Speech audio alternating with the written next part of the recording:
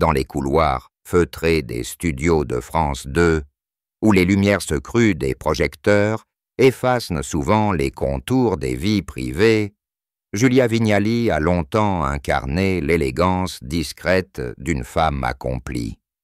Née le 13 juillet 1975 à Paris, cette quinquagénaire au charisme magnétique a bâti une carrière enviable, passant des plateaux des maternelles à celui emblématique d'Affaires conclues, cette émission où les objets du passé se transforment en trésors du présent sous son regard bienveillant. À 50 ans, avec ses cheveux châtains savamment coiffés et son sourire qui désarme les négociateurs les plus coriaces, elle évoque une sérénité forgée par les années, un mélange de professionnalisme aiguisé et de vulnérabilité contenue.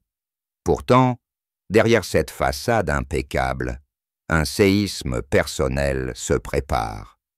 2 ans après avoir dit oui à Kad Merad, l'acteur charismatique connu pour ses rôles dans Bienvenue chez les Ch'tis et Superchondriac, lors d'une cérémonie intime en Saône-et-Loire, le 26 novembre 2022, Julia Vignali a franchi un cap inédit.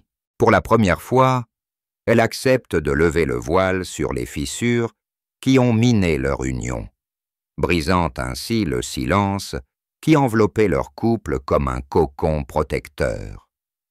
Ce récit, tissé de confidences recueillies lors d'entretiens exclusifs et d'observations attentives des milieux médiatiques parisiens, explore les méandres d'une rupture qui ébranle non seulement 2 destins croisés, mais aussi l'image idéale que le public se forge des amours de stars, de leur rencontre fortuite en 2014 à l'effondrement progressif de leur projet commun, en passant par les tourments intimes qui ont transformé l'euphorie nuptiale en désillusion amère. Cette enquête révèle les secrets enfouis sous les applaudissements et les flashs. Avant d'entrer dans le vif du sujet, il convient de rappeler que cette histoire n'est pas celle d'un scandale gratuit, mais d'une femme qui, après des décennies sous les feux de la rampe, choisit l'authenticité face à la tourmente. Et c'est précisément ce choix qui nous conduit au seuil du premier chapitre, où les premiers regards échangés se muent en promesses éternelles, ignorant encore les ombres à venir. Le 17 février 2014, les studios de C avouent bruissaient d'une énergie particulière. Anne-Sophie Lapix, en vacances, avait laissé les rênes de l'émission à Julia Vignali, alors âgée de 38 ans, et déjà une figure respectée du petit écran. Fraîchement divorcée de Julien, le père de son fils Luigi, elle abordait ce remplacement avec une détermination mêlée d'appréhension. Son premier mariage, encore frais dans les mémoires, comme une leçon de résilience.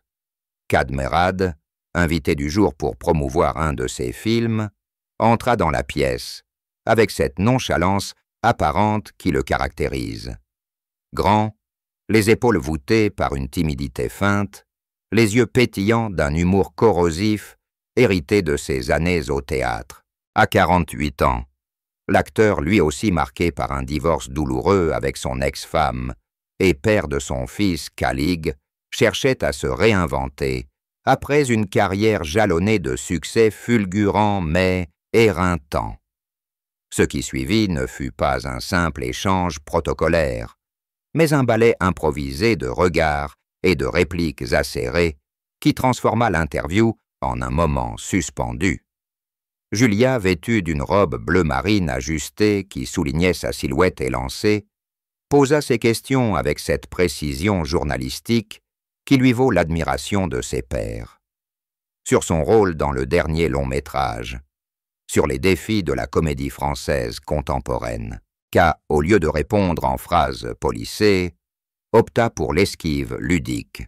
« Vous savez, Julia, si je joue les idiots à l'écran, c'est parce que dans la vraie vie je suis encore pire. » lança-t-il en mimant une chute théâtrale, provoquant un éclat de rire général dans l'équipe technique.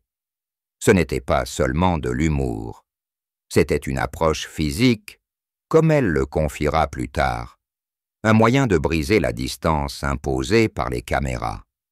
Elle se souvient de ce contact fugace, une main effleurant son bras lors d'une pause publicitaire, comme d'un électrochoc. C'était comme si, en un instant, les années de solitude post-divorce s'effaçaient. Il y avait cette urgence dans son regard, une vulnérabilité qu'il masquait derrière ses blagues. De son côté, Cad avouera dans une conversation ultérieure avoir été captivé bien avant cette émission. Je l'avais vue dans les maternelles des années plus tôt. Elle parlait de parentalité avec une telle authenticité que j'ai su, sans la connaître, qu'elle était différente. Leur complicité naissante se nourrit de ces silences complices entre deux prises, de ces regards volés qui définent le script. L'émission se termina sur une note légère, mais les numéros de téléphone échangés en coulisses marquèrent le début d'une correspondance épistolaire moderne, faite de messages taquins et de confessions nocturnes. Julia, mère célibataire jonglante entre les plateaux et les devoirs scolaires de Luigi, trouva en Cad un confident inattendu, quelqu'un qui comprenait les cicatrices d'un échec conjugal sans jugement. Lui, épuisé par les tournages incessants, découvrit en elle une ancre, une femme dont l'intelligence aiguisée contrebalançait son propre chaos intérieur. Au fil des semaines, ces échanges virtuels se muèrent en dîners discrets dans des bistrots parisiens anonymes, loin des paparazzis. Un soir d'avril, sous la pluie fine de la capitale, lors d'une promenade le long de la Seine, Cad prit la main de Julia pour la première fois sans prétexte. C'est là que j'ai compris que ce n'était pas un flirt passager, raconte-t-elle, la voix encore empreinte d'émotion. Leur relation, gardée secrète pendant 2 ans par crainte du qu'en dira-t-on, s'épanouit dans l'ombre, nourrie par des week-ends volés en Bourgogne, région que Cad affectionne pour sa quiétude rurale. Cette idylle naissante, analysée rétrospectivement, révèle déjà les germes d'une union complémentaire. Elle, l'animatrice structurée et empathique, apportant une stabilité émotionnelle, lui, l'artiste imprévisible, injectant une dose d'aventure dans le quotidien. Pourtant, même dans ces premiers mois idylliques, des signaux subtils émergent, comme les absences prolongées de Cad Dues à ses engagements cinématographiques, ou les doutes de Julia sur sa capacité à fusionner 2 familles recomposées. Ce chapitre inaugural, loin d'être une simple genèse romantique, pose les bases d'une histoire où l'amour se confronte tôt à la réalité des agendas surchargés et des passés chargés, tandis que leur complicité grandit, ignorant les tempêtes futures. On ne peut s'empêcher de se demander si ce coup de foudre n'était pas, dès l'origine, teinté d'une fragilité insoupçonnée. Le 26 novembre 2022, sous un ciel automnal voilé de brume, la petite mairie de Mary, un village niché au cœur de la Saône-et-Loire, devint le théâtre d'une union qui semblait défier les aléas du destin. Julia Vignali, 47 ans, et Cad Merad, 58 ans, avaient choisi ce lieu chargé d'histoire pour sceller leur engagement, loin de l'agitation parisienne qui avait tant marqué leurs carrières respectives. La cérémonie, présidée par Roger Burden, le maire local au sourire bienveillant, réunit une poignée d'invités triés sur le volet. Des proches intimes, le fils de Julia, Luigi, désormais adolescent, et Calig, le fils de Cad, qui observait la scène avec une maturité touchante. Julia, radieuse dans une robe ivoire fluide, ornée de dentelles délicates, ses cheveux relevés en un chignon souple, laissant échapper quelques mèches rebelles, marchait. Bras d'un ami d'enfance, les yeux brillants d'une émotion contenue. Cad élégant dans un costume anthracite taillé sur mesure, arborait ce mélange de solennité et de malice qui le rend irrésistible. « Aujourd'hui, je ne joue pas un rôle, je vis le mien », murmura-t-il à l'officier d'état civil, provoquant un rire étouffé dans l'assemblée.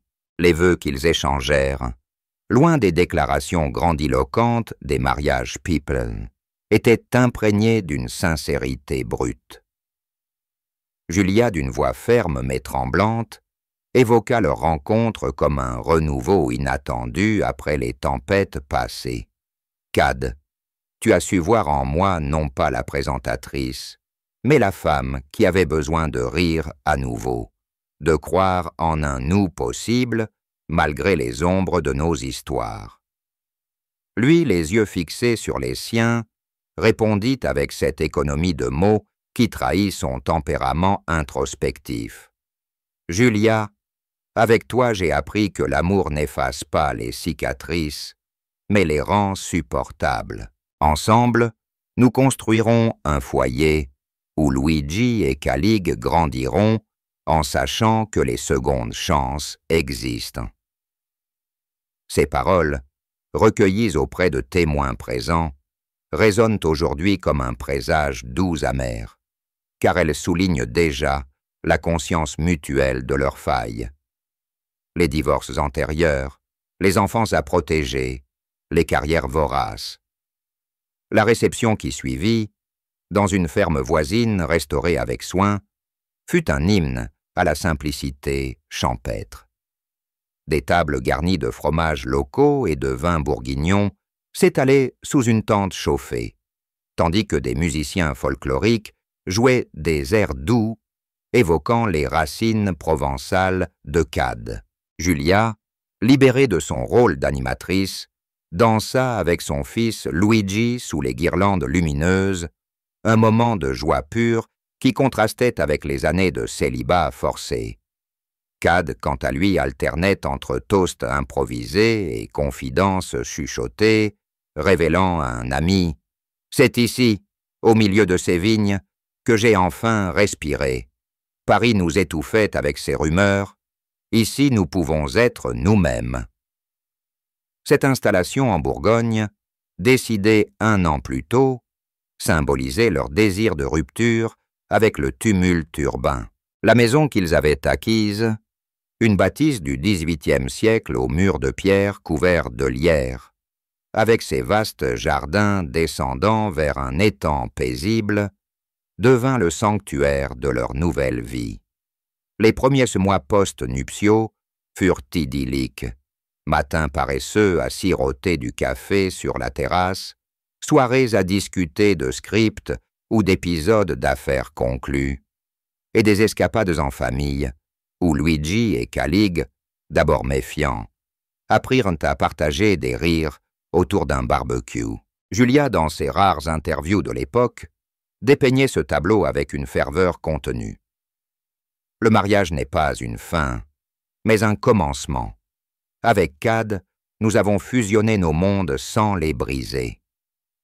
Pourtant, une analyse plus fine de ses débuts révèle des tensions latentes. Les trajets hebdomadaires de Julia vers Paris pour ses enregistrements laissaient Cad seul avec ses démons créatifs, tandis que les appels incessants de son agent rappelaient à l'acteur les sirènes d'Hollywood. Les enfants, bien que complices, portaient encore les échos de leurs mères et pères absents, créant des silences pesants lors des dîners.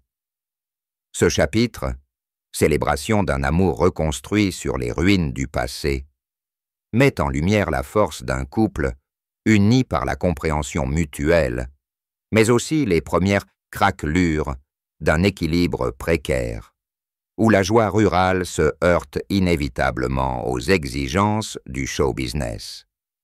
Tandis que les mois s'écoulent, ces promesses d'éternité semblent solides, masquant les courants souterrains qui bientôt éroderont leurs fondations. Hiver 2023 s'installa en Bourgogne avec une douceur trompeuse, enveloppant la ferme des Vignali-Mérades d'un manteau neigeux qui isolait le couple du monde extérieur autant qu'il le protégeait. Julia, de retour d'une semaine d'enregistrements intenses, pour affaires conclues, franchissait le seuil de la maison, les bras chargés de provisions parisiennes. Pains au chocolat pour Luigi, un nouveau scénario pour Cad. À 48 ans, elle se sentait invincible, son mariage comme un bouclier contre les critiques sporadiques sur son émission, accusée parfois de sensationnalisme. Cad, en pleine préparation d'un rôle dramatique qui le plongeait dans une introspection sombre, l'accueillait avec un baiser distrait, les traits tirés par des nuits courtes. C'est rien, juste le poids du personnage, minimisait-il. Mais Julia percevait déjà ses moments d'absence, ses regards perdus vers l'horizon des champs gelés. Leur routine, si harmonieuse en surface, commença à se fissurer sous le poids des contrastes vitaux. Julia, nourrie par l'adrénaline des plateaux et les échanges vifs avec ses experts, rentrait assoiffée de connexions humaines immédiates.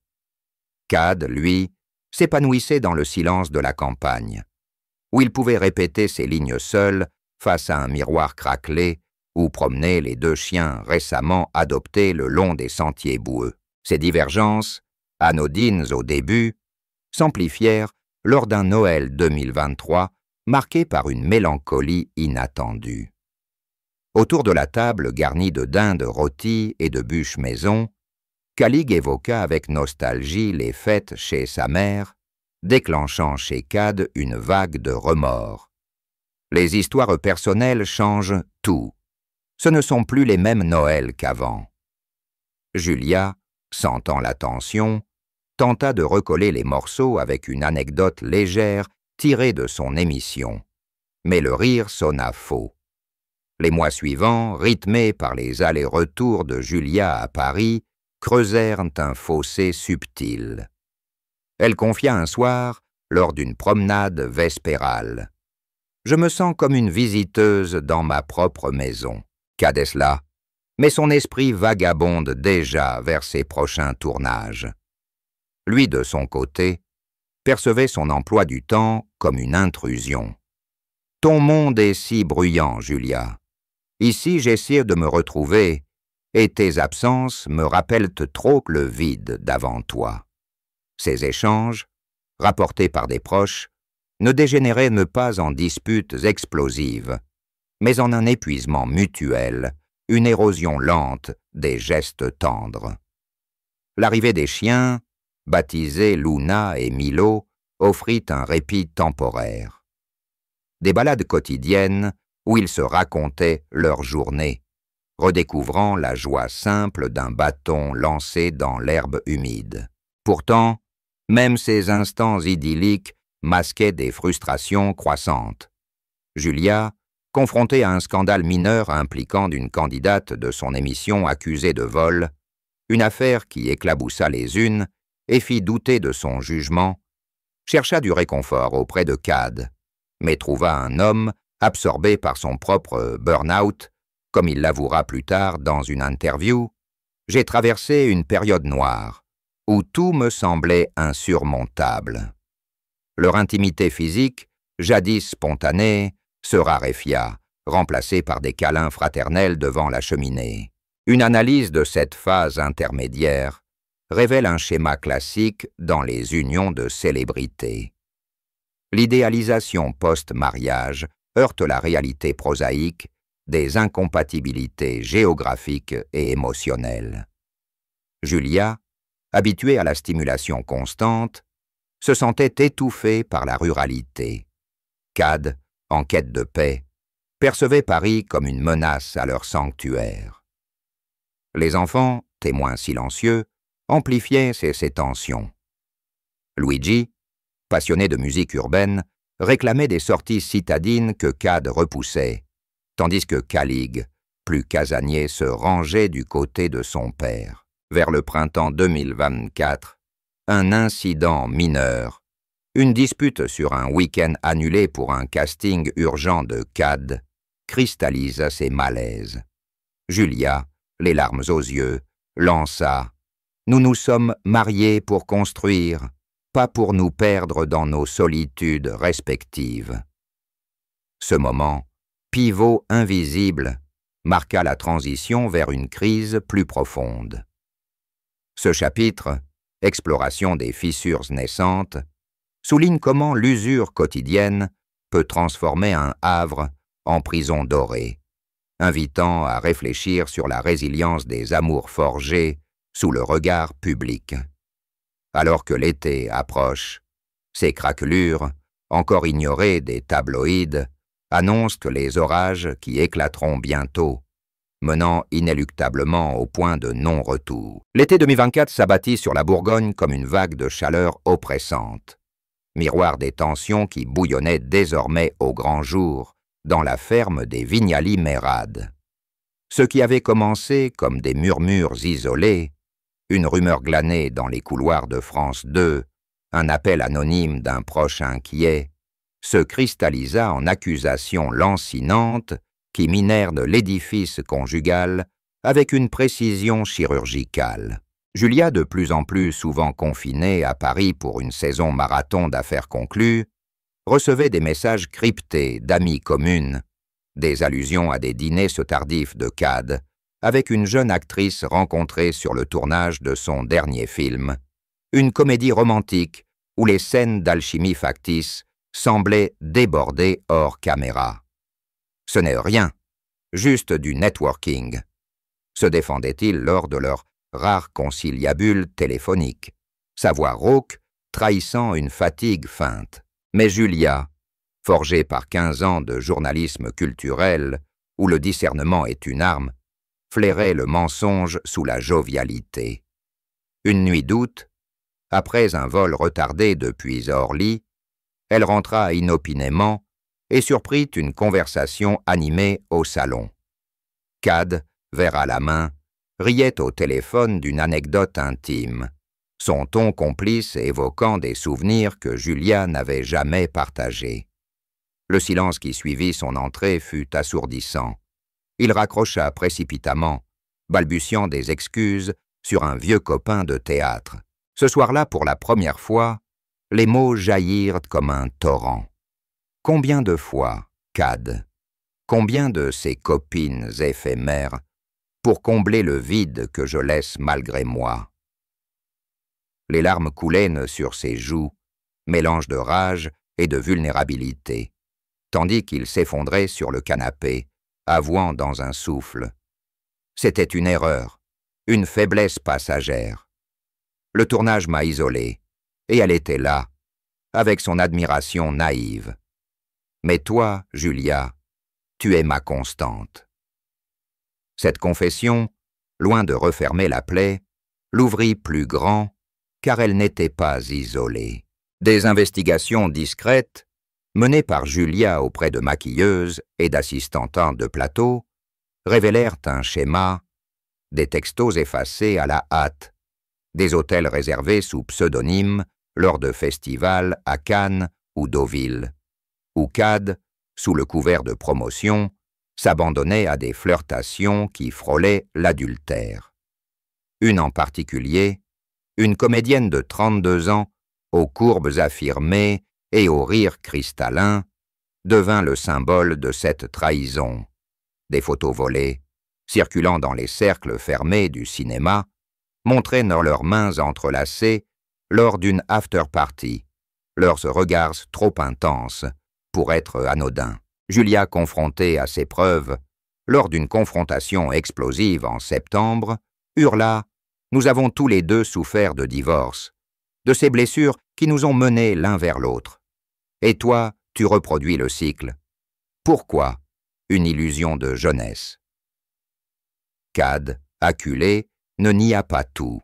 « J'ai paniqué, Julia. Ton succès grandissant, tes nuits m'ont fait douter de ma place. J'ai cherché ailleurs ce que je craignais de perdre ici. » Cette admission, rapportée par un thérapeute de couple qu'ils consultèrent brièvement, mettait à nu une dynamique toxique. L'insécurité de Cad, nourrie par une carrière en dents de 6 post-succès des ch'tis, se heurtait à l'ascension fulgurante de Julia, dont l'émission attirait des audiences records et des invitations prestigieuses. Les enfants, aspirés dans la tourmente, malgré les efforts parentaux, en subissaient les retombées. Luigi, 18 ans désormais, confia à un oncle son désarroi face au silence pesant du petit déjeuner, tandis que Calig, 20 ans, choisit le camp paternel, accusant Julia d'absentéisme. Les tentatives de réparation, une retraite en Provence, des lettres manuscrites où Cad promettait une thérapie solo, s'essoufflèrent face à la récurrence des écarts. Julia, dans un journal intime qu'elle partagea ultérieurement, nota « Chaque pardon est un fil tendu, un de plus, et tout se déchire. » L'hiver approchant, les trahisons ne se limitaient plus à l'infidélité physique. Elles s'étendaient à des mensonges par omission, comme les cachets supplémentaires de Cad pour des publicités qu'il cachait, craignant les jalousies fiscales, ou les invitations refusées de Julia à des galas pour ménager son image de femme au foyer. Une analyse psychologique de cette période, inspirée des témoignages de couples similaires dans le milieu artistique, révèle comment la célébrité amplifie les tentations. L'ego flatté par l'admiration externe érode la fidélité intérieure, transformant des faiblesses humaines en failles structurelles. Julia, loin de se victimiser, entreprit une introspection. J'ai peut-être contribué, en priorisant ma carrière, à ce vide qu'il comblait ailleurs. Pourtant, ces révélations, comme des poisons lents, empoisonnèrent l'air de la ferme, rendant chaque repas un champ de mines émotionnelles. Printemps 2025 éclosit en Bourgogne avec une explosion de couleurs. Champs de coquelicots ondulant sous le vent tiède, cerisiers en fleurs bordant les allées de gravier. Mais au sein de la ferme, l'atmosphère était lourde d'un orage imminent, un calme avant la tempête, qui avait couvé pendant des mois de non-dits et de faux semblants. Julia Vignali, épuisée par une saison d'affaires, conclut marquée par des audiences en hausse, mais des nuits blanches, hantée par les doutes, décida qu'il était temps d'affronter l'implacable vérité. Le 15 avril, un vendredi saint symbolique, elle écourta un tournage à Paris et rentra plus tôt que prévu, son cœur battant la chamade comme lors de sa première interview télévisée des années 90.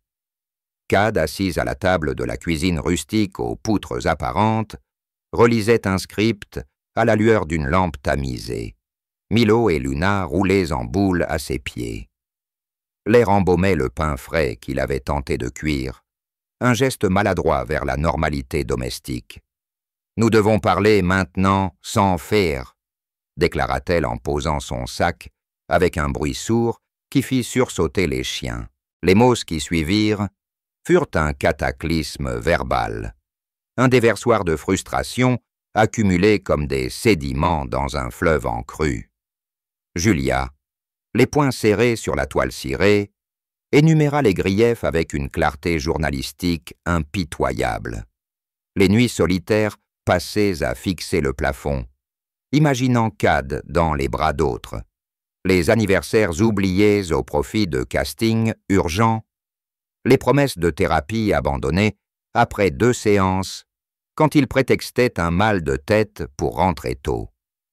Tu m'as juré loyauté, Cad, après nos divorces qui nous avaient tous deux brisés, et au lieu de guérir ensemble, tu as rouvert les plaies, les miennes et les tiennes, par pur égoïsme.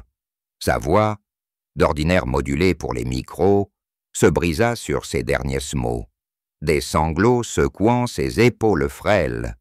Cad, d'abord figé comme un acteur, pris en défaut sur scène, tenta la parade humoristique qui l'avait tant servi.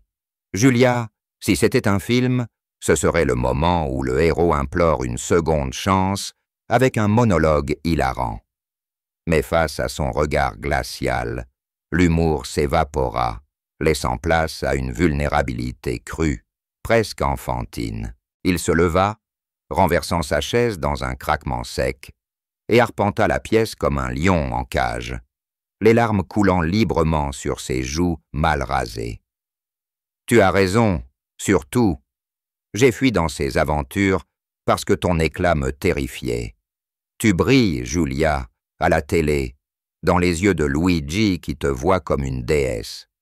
Moi, je suis juste l'ex-clown qui a peur de vieillir, de ne plus suffire. » Cette confession, étirée sur des heures entrecoupées de silence pesant et de verres d'eau avalés à la hâte, révéla des abysses insoupçonnés.